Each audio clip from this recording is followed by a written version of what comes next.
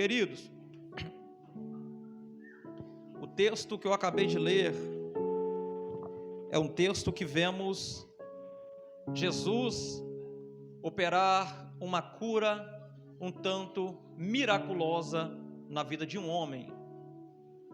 Homem este que não temos muitos detalhes na Bíblia sobre a biografia do mesmo, até porque até mesmo o seu nome não é revelado na Bíblia.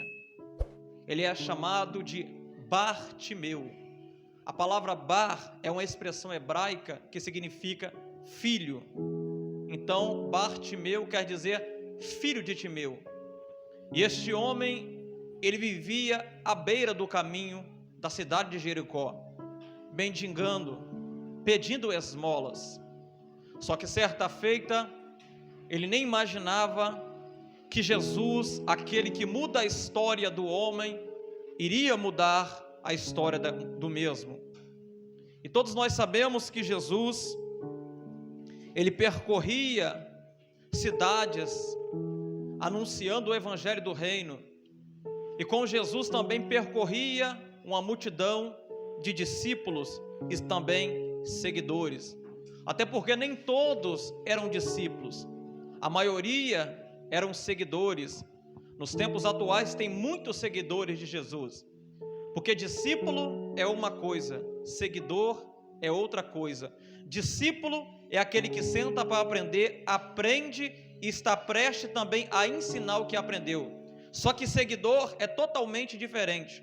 Seguidor só anda atrás de Jesus querendo milagre, querendo bênção, querendo vitória, querendo porta aberta. Mas quando Jesus faz milagre, nem lembra mais que Jesus existe. Infelizmente, os tempos antepassados é semelhante aos tempos atuais que nós vivemos. Muitos são seguidores de Jesus. Em que sentido? Eu vou simplificar para vocês. Muitos vêm num culto como esse, muitos sentam numa cadeira como essa, mas não firmam um compromisso com Jesus porque não quer ser discípulo, não faz uma aliança com Jesus porque não quer servir Jesus, mas quer ser servido por Ele. Mas entenda uma coisa, que adianta sermos servidos por Ele uma vez, se nós temos total direito de ser servido por Ele para todo sempre, mediante a nossa conversão, arrependimento sincero, que diz respeito à mudança de caráter, transformação. E Jesus, ele não quer que nós só seguimos a Ele, Jesus quer que nós fazemos um compromisso sincero com Ele. Foi o que aconteceu no tempo da antiguidade, ou nos tempos de Jesus. A multidão acompanhava Jesus. Jesus, todos nós sabemos que Ele veio na terra com uma missão primordial. E que missão foi essa? Talvez muitos irmãos vão dizer, Ele veio para entregar a vida dele por mim e por você. Essa não foi a missão primordial de Jesus, era algo que estava dentro da tua rota ministerial, porque a missão primordial de Jesus não foi entregar a vida dele por ninguém, a missão primordial de Jesus não foi curar ninguém, a missão primordial de Jesus, não sou eu que estou dizendo, é a Bíblia que diz em Lucas capítulo 4, verso de número 43, Jesus dizendo, é preciso que eu vá para outras cidades, porque para que eu anuncie o evangelho do reino. E ele continua dizendo desta maneira, para isto é que eu fui enviado. Entenda uma coisa, o enviado é aquele que tem um chamado missionário sobre a vida dele. Esse foi Jesus. Então já dá para perceber que Jesus não veio enviado para morrer por ninguém, até porque Deus não fez o homem para ser salvo por ele.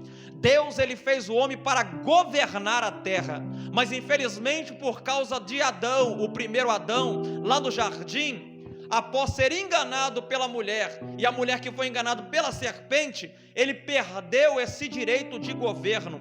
Só que Jesus, ele veio estabelecer novamente mediante a mensagem do reino que foi pregada por ele. E por este motivo, meu irmão, quando Jesus pregava a mensagem do reino, tu pode estudar a Bíblia, que por onde ele passava, sinais eram manifestos, curas eram feitas, demônios eram expelidos, e tantos outros feitos miraculosos eram manifestados por causa do evangelho do reino. Eu vou dizer uma verdade aqui que talvez você não sabia, mas eu tenho que dizer, Se tem algo que deixa o diabo desesperado, se tem algo que deixa Satanás apavorado, é você anunciar a mensagem do reino de Deus, porque a mensagem do reino de Deus, ela vem acompanhada de unção, de poder e de autoridade. E o que é a mensagem do reino? É quando nós transmitimos que nós fazemos parte da realeza de Cristo, e se nós fazemos parte da realeza de Cristo, é sinal que existe um governo sobre a nossa vida, e se existe um governo sobre a nossa vida, é sinal que também existe autoridade sobre mim e sobre você. Sabe o diabo que está aí fora fazendo bagunça, que está aterrorizando até mesmo crente que não sabe que tem autoridade? O medo dele é você descobrir a autoridade que tu tem. Por quê? Porque a sua autoridade não vem dessa terra. A sua autoridade vem de outro lugar, a saber, do céu.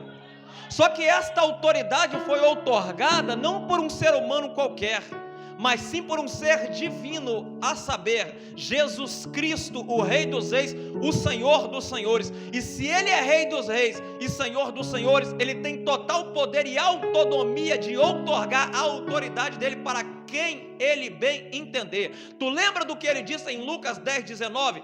Eis que eu vos dou poder e autoridade. Esse poder e autoridade vai muito além da nossa imaginação. Talvez tu pensa que poder é somente tu estender as mãos. Talvez tu pensa que autoridade é somente pegar um microfone como esse daqui e querer exortar os irmãos. Poder e autoridade vai muito além disso que tu pensa que é poder e autoridade. Poder e autoridade é tu dizer para o diabo ele ter que obedecer.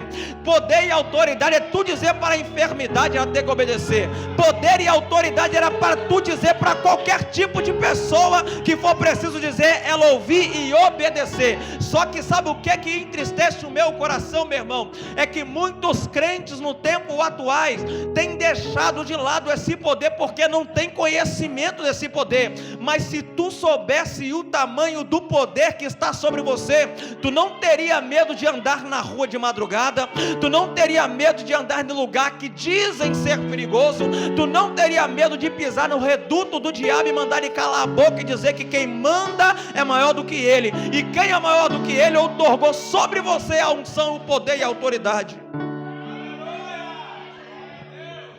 É por isso, meus irmãos, que quando Jesus ele pregava, demônio se manifestava. Quando Jesus pisava em território que ele ia enviar a mensagem do reino, demônio ficava apavorado e aterrorizado. Tu vê uma base bíblica para isso. Quando ele pisa lá na terra de Gadara, o evangelista João Marcos escreve isso no capítulo 5 do evangelho que leva o teu nome. Quando Jesus pisa lá, existia um homem possesso por legiões de demônios que estava aterrorizando a sociedade. Só que a sociedade tentou mudá-lo, não conseguiu, prendendo, acorrentando, não deu jeito. Mas quando Jesus ele pisa em Gadara, quando ele toca o pé no espaço geográfico da terra dos gentios, aquele que aterrorizava veio aterrorizado e se prostrou diante de Jesus e disse: Jesus, Filho do Deus Altíssimo, que tenho eu contigo? É perceptível nesta palavra a unção, o poder, a dimensão da autoridade de Jesus. E não se escandalize no que eu vou dizer, não. A autoridade que está sobre você chega a ser além da autoridade que estava sobre Jesus. E eu te provo isso na Bíblia. Tu lembra que o próprio Jesus disse que nós iríamos fazer obras maiores do que eles. Esta obra maior diz respeito a uma proporção além do imaginável, além da nossa limitação humana, além do que nós podemos ver nas Escrituras. Quem tu viu fazer obras mais poderosas do que Jesus? Só que ele mesmo disse que nós iríamos fazer obras maiores do que ele. Se você soubesse o tamanho do poder que está depositado sobre você, eu tenho certeza absoluta que tu faria mais para Deus. Eu tenho certeza absoluta que tu iria praticar mais, usar esse poder. Só que entenda uma coisa, tem gente que ainda não sabe, ou não conhece, isto é, desconhece o tamanho desse poder, pela falta de conhecimento. E já dizia Oséias no capítulo 4, verso 6 do livro que leva o teu nome, que o povo de Deus perece por falta de conhecimento. A palavra perecer diz respeito a morrer, padecer. Só que entenda uma coisa: se talvez você não sabia ou não tinha conhecimento do tamanho desse poder que tu tem sobre você, tu está sabendo agora. Esse poder não é qualquer poderzinho não, é poder suficiente para tu falar na cara do diabo que for preciso falar, ele ter que acatar a ordem que foi dada para você. Esse poder é suficiente tu botar a mão em um enfermo e dizer: está repreendido esta enfermidade, ela tem que obedecer. Esse poder é o suficiente para tu profetizar o que for preciso profetizar, e a profecia tem que se cumprir, porque o poder que está sobre você não é dessa terra. O poder que está sobre mim e sobre você vem do céu, e tudo que está ligado na terra é ligado no céu. E se tu está ligadinho no céu, passa a usar esse poder, meu irmão, que tu vai ver os resultados inimagináveis que tu nunca pensou que iria surtir através da tua vida. Olha só, o cego, ele estava à beira do caminho, e por sorte dele, e pela graça e a bondade de Deus, enquanto ele estava à beira do caminho, vinha Jesus, e uma multidão que o acompanhava. E esse cego vai perguntar: quem é que está passando? Que barulho é esse daí? E alguém vai tomar a palavra e dizer para ele: Jesus, o Nazareno, está passando. Presta atenção nisso daqui. Este cego, ele começa a gritar: Jesus, filho de Davi, tem misericórdia de mim. Ele enfatiza a linhagem messiânica de Jesus, dizendo dele: filho de Davi. Por quê? Todo o judeu com 5 anos de idade, ele estuda a Torá, que é os 5 primeiros livros da Bíblia, que é conhecido também como Pentateuco. E com seus 10 anos de idade, ele tem que memorizar a Torá. Dos 10 anos aos 14 anos, ele estuda os livros poéticos, proféticos e históricos. Automaticamente é perceptível isso daqui, que este cego, filho de Timeu, ele havia estudado os livros proféticos e as palavras dos profetas acerca da vinda do Messias que viria da linhagem de Davi. E é por isso que ele começa a clamar: Jesus, filho de Davi, tem misericórdia de mim. É neste momento, meu irmão, que ele faz algo que mexe com Jesus. Por quê? Primeiro, a fé que ele teve. Segundo, a crença infalível. Primeiro, a fé é algo que tem poder suficiente para tocar lá em Deus, porque a Bíblia diz: sem fé é impossível tu agradar a Deus. Se ele clamou e Jesus parou, é porque ele teve fé. Eu vou aplicar isso daqui. A sua fé tem poder de parar Deus na sua rota para atender o seu pedido. Eu vou repetir isso daqui. A tua fé, ela tem o poder de fazer com que Deus pare o seu curso para atender o seu pedido.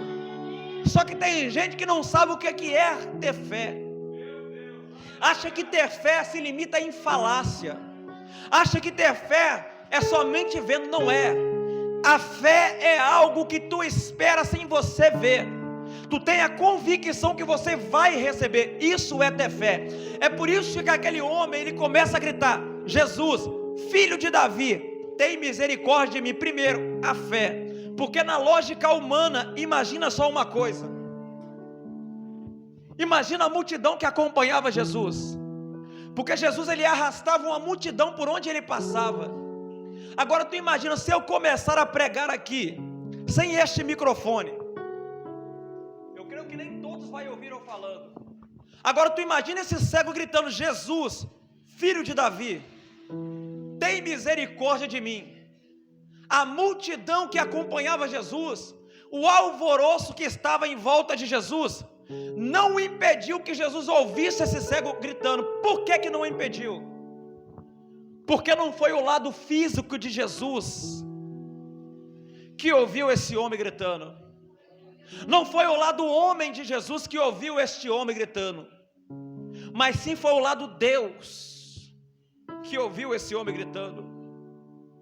Humanamente falando, Jesus não ouviria ele gritando. Só que a fé é algo tão poderoso que faz com que barreiras sejam quebradas para alcançar até a Deus. A fé é algo tão poderoso, faz com que sobrenatural aconteça diante dos teus olhos. A fé é algo tão poderoso que faz com que coisas inimagináveis aconteçam sobre nós. Só que existe um porém. Não basta só ter fé, tu tem que crer naquele que é o autor e consumador da nossa fé, que é Jesus Cristo de Nazaré. Olha que coisa interessante. O homem estava à beira do caminho. Só que a graça de Deus é algo tão maravilhoso, que é o favor imerecido, que logo à beira do caminho que aquele homem estava, aquele que disse em João, capítulo 14, eu sou o caminho, passava à beira do caminho. Eita Jesus! Ele estava à beira do caminho, mas o caminho estava passando diante dele. E que caminho é esse? O caminho que dá cura, o caminho que transforma, o caminho que liberta, o caminho que conduz para a vida eterna, o caminho que leva você para morar nas mansões celestiais. Só vive à beira do caminho quem quer viver à beira do caminho. Porque quem não quer ficar mais à beira do caminho e quer entrar no caminho que é Jesus, vai tomar uma atitude. Porque uma simples atitude tem poder o suficiente de mudar o rumo de toda a sua história. Uma simples atitude tem poder suficiente de mudar o quadro da vida de quem for preciso mudar. Uma simples atitude tem poder suficiente de colocar você no caminho que é Jesus. Alebandaraia, mando reclamar.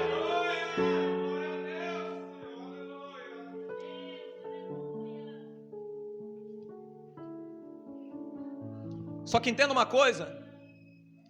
Quando Jesus disse para ele, mande que chame, Jesus disse para a multidão para mandar chamar aquele cego. Só que quando ele chega até Jesus, Jesus faz uma pergunta para ele. E qual foi a pergunta? Que queres que eu te faça? A pergunta que Jesus fez para aquele cego não morreu nos tempos de Jesus. A pergunta, ela é universal. E a pergunta de Jesus para a tua vida está viva até hoje. O que queres que eu te faça? Independente, meu irmão, Jesus está perguntando: o que queres que eu te faça? Presta atenção nisso daqui. Tu lembra de quando eu disse para vocês que nós não sabemos pedir a Jesus? Temos que saber até pedir a Jesus. O pedido não pode ser egoísta ou egocêntrico. Tem que ser um pedido conforme a intenção do nosso coração, que consegue tocar e se envolver com o mesmo sentimento de Deus. Porque não adianta pedir algo fora da vontade de Deus. E pode ter certeza, aquilo que agrada a Deus e agrada a você é da vontade de Deus. A pergunta que Jesus faz para este cego não era a primeira vez que ele fazia. Até porque no mesmo capítulo de número 10, versículos anteriores, lá no verso 36, vamos ver que dois homens que eram discípulos de Jesus pede um pedido para Jesus. A mesma pergunta que Jesus faz para o cego, faz para os seus discípulos. E qual foi a pergunta? Que queres que eu te faça? Só que os discípulos de Jesus, que era para dar exemplo, não deram um bom exemplo, mas sim um péssimo exemplo. E o que foi que eles pediram? Quero um lugar de destaque no reino de Deus. Os dois irmãos, Tiago e João, um à direita e outro à esquerda. Presta atenção aqui comigo. Tu acha que Jesus está interessado em colocar alguém em posição de destaque somente para massagear o ego da pessoa, por causa do egoísmo de alguém. É por isso que Jesus o repreende dizendo: não sabes o que pede. Porque se tu soubesse pedir, mesmo sem a sua intenção, eu colocaria você no lugar mais elevado do que tu quer. Sabe o que impede o nosso ministério de frutificar e de estar além do que nós imaginamos? O nosso egoísmo, a nossa intenção de coração. É isso que muitas das vezes Deus já fez promessa para pessoas que vai levar, que vai destacar, que vai colocar uma posição elevada. Só que o egoísmo é tão grande, almeja de tal maneira por porfia, e acaba não se cumprindo. Por quê? Por causa da mente pequena e limitada. Porque se tu pensasse além disso daí, não para trazer glória para ti, mas para glorificar o nome de Jesus, pode ter certeza, tu já estaria muito além do que tu pensa que tu pode chegar. Só que aqui comigo, meu irmão, com carinho com vocês, olha o exemplo de humildade deste cego. Ele pediu algo que era de direito dele, a tua visão. Porque todos nós nascemos com o direito de enxergar. A Bíblia não relata se este homem era cego de nascença ou ele ficou cego. Existem muitos eruditos com histórias extrabíblicas que dizem até que o pai deste homem, o Timeu, ele era um soldado do exército, um general, e ele recebeu uma sentença de morte, na qual essa sentença respingou sobre o filho e o cegaram mesmo. Só que não tem respaldo bíblico para isso. O que eu quero enfatizar aqui nesta noite é: independente da circunstância que tu vive, independente da posição que tu está, independente aonde tu pensa em chegar, talvez a sua concepção humana diz que tu nunca chegará onde tu imagina chegar, mas eu quero dizer algo para você: a pergunta universal está estendida sobre a tua vida. E que pergunta é essa? O que queres que eu te faça? O que é que tu quer que Jesus faça para você? Só que peça com sabedoria, irmão. Peça com humildade. Peça em um sentido que glorifique o nome de Jesus, mas também com intenção no coração. Não adianta tu pedir somente para massagear o ego de alguém. Temos que pedir com o intuito de glorificar o nome de Jesus. Só que tem um porém também, que eu tenho que acrescentar isso daqui para você entender. Tu tem que pedir não esperando se talvez você vai receber. Tu tem que pedir na certeza que você já recebeu. Não adianta pedir com dúvida que não vai acontecer. Mas quando tu pede com convicção, no mundo espiritual ele entende que já aconteceu. Porque tu lembra do que eu disse que no início, o que é ligado na terra é ligado no céu? O físico está ligado no espiritual, o material no imaterial. Tudo que nós pedimos surte um efeito no mundo espiritual. Tudo que nós clamamos, há uma reação no mundo espiritual. Porque primeiro a ordem parte de lá, para depois chegar cá. Mas quando nós pedimos com fé, a ordem é certeira. Bate no alvo certo, meu irmão, sem nenhum erro. E eu vou dizer algo para você: o que é que tu precisa que Jesus faça para ti? O que tu tem pedido a Jesus? A libertação do teu marido? A libertação do teu filho? A libertação da tua esposa? A libertação da tua parentela? A pergunta ainda está estendida e ela é viva. O que queres que eu te faça? Jesus está perguntando: o que queres que eu te faça? Se é o impossível para você, eu faço se tornar possível. Até porque para Ele não existe nada impossível. Mas eu vou dizer algo para você, que eu tenho que também dizer isso daqui: não peça sem fé. Não peça com dúvida, que tu vai pedir à toa. Vai perder seu tempo pedido. Peça na certeza que você já recebeu. Não que você vai, mas que você já recebeu. E como que tu pede na certeza que tu já recebeu? Já agradecendo a Ele. É quando tu diz: Jesus, eu agradeço. Jesus, por esta bênção que tu me concedeu. Jesus, por essa libertação que tu vai fazer. Jesus, eu te agradeço. É desta maneira que tu pede, na convicção que tu já recebeu, meu irmão. Se tu soubesse o tamanho da dimensão do poder da palavra que é lançada no mundo espiritual, quando tu abre a boca para clamar. Tu lembra do que Tiago escreveu? Que os olhos do Senhor estão sobre os justos, e os seus ouvidos atentos a todas as suas orações. Se os olhos dele estão sobre o justo, é sinal que ele está presente todo o momento. E seus ouvidos atentos às suas orações, é sinal que desde o momento que tu se dobra e começa a falar com ele, ele já está aqui, ó, ouvindo tudinho que você está falando. Só que talvez tu se pergunta: irmão, mas por que eu peço tanto, eu falo tanto, mas não responde, não me dá? É porque Deus, Ele tem um tempo de agir na nossa vida. Ele tem um tempo de entregar na tua vida. Até porque o tempo de Deus é um tempo diferente do nosso tempo. O nosso tempo é um tempo limitado, que é conhecido pelo tempo de Cronos, que conta os milésimos, segundos, minutos, horas, semanas, dias, meses, anos. Só que o tempo de Deus é o tempo Kairos. Talvez a bênção está pertinho de você. Talvez a ordem já foi dada, como aconteceu com o profeta Daniel no capítulo 10. Só que existia um principado que impedia da bênção chegar. Só que olha o exemplo de Daniel, e foi o mesmo exemplo do cego Bartimeu.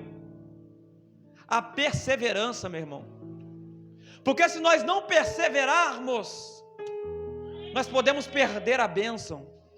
Nós podemos perder a vitória. Nós podemos perder a porta que foi aberta. Nós podemos perder algo grande que Deus já reservou por nós. Porque enquanto tu ora, tu clama, tu pede, tu suplica a Deus, acontece uma guerra no mundo espiritual de tal magnitude que tu nem imagina. Só que sabe o que é interessante? Que no meio de uma guerra, no mundo espiritual, na qual guerreia anjos do Senhor e demônios, a sua oração, a sua súplica, a sua petição faz toda a diferença dentro desse conflito. E o que eu quero dizer para você, para me finalizar aqui nesta noite? Não perca a perseverança. Continue pedindo com oração e súplica, porque às vezes Jesus está no caminho que tu está à beira, esperando somente tu pedir, tu clamar, tu perseverar, tu suplicar. Tentaram cancelar Bartimeu: cala a tua boca, o mestre não vai te dar ouvido, o mestre está ocupado. Quem disse que o mestre está ocupado para alguém? O mestre está à sua disposição, até porque ele mesmo disse que ele não veio para servir, ele não veio para ser servido, mas sim para servir.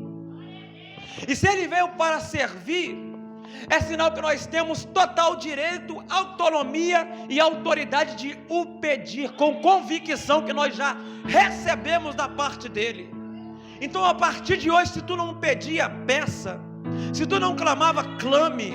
Talvez estão dizendo que você não vai conseguir, talvez estão dizendo que você não vai alcançar tal bênção. Quem está dizendo isso está sendo o carro do diabo na terra. Você vai conseguir sim, porque tu não serve um qualquer, tu serve o Deus do impossível, o Deus que tem todo o poder e autoridade, tanto no céu como na terra, o Deus que tem total autonomia de fazer acontecer aquilo que Ele mesmo prometeu para você.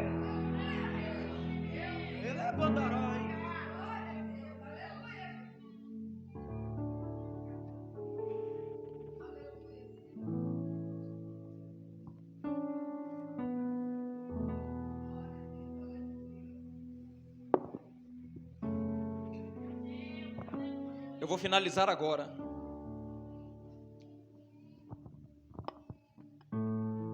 Quando o cego fez o pedido para Jesus, que ele queria ver, naquele momento, meu irmão, vemos o mundo espiritual trabalhar a favor de um ser humano limitado. Só que após esse trabalho, que outorgou um milagre sobre a vida daquele cego, a Bíblia diz, não sou eu, mas a Bíblia diz, a fala de Jesus: vá, a tua fé te salvou. É perceptível que não é só Ele que faz, até porque fazer um milagre, fazer o impossível se tornar possível, isso é uma fichinha para o ser onipotente que nós servimos. Só que entenda, Ele não age aonde não tem a fé. Ele não age onde que não tem a fé vinculada com a petição. É preciso a fé. É porque a fé, ela é o combustível que faz com que o milagre aconteça e venha sobre a tua vida. Porque se não for a fé, nada vai acontecer.